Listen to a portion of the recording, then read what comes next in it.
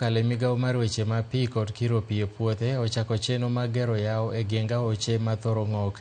E wach oula ma kinde ma koth chwe moting'o Tana River kod Tana kaka yo mar kedo kod masiche mag oula.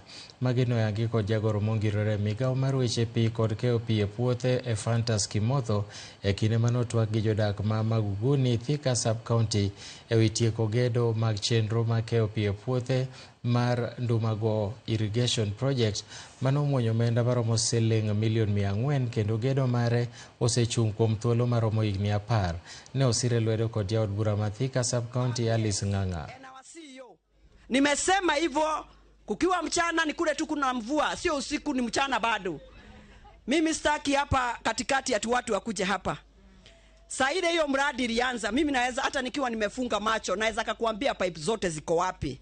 Kwa hivyo kusije mtu mwingine ambaye anajua kunishinda mimi Mama Simba. Mimi ndio hata niliomba hiyo. We CEO, we tumetembea safari unajua vile nasema. So hapa hakuna mtu mwingine anaweza kuja ati kunicheza karata. Acheze nani karata? The money that we are going to inject in this particular project just to finish the remaining part is approximately 40 million. So we'll inject 40 million but we'll get an impact. The project will have an impact of half a billion per year. So you can imagine just an additional injection of 40 million, but the impact will, in terms of production, will end up getting over half a billion per year.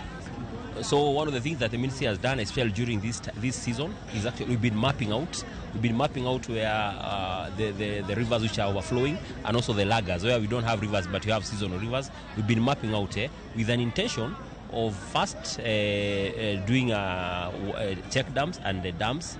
At the same time also doing some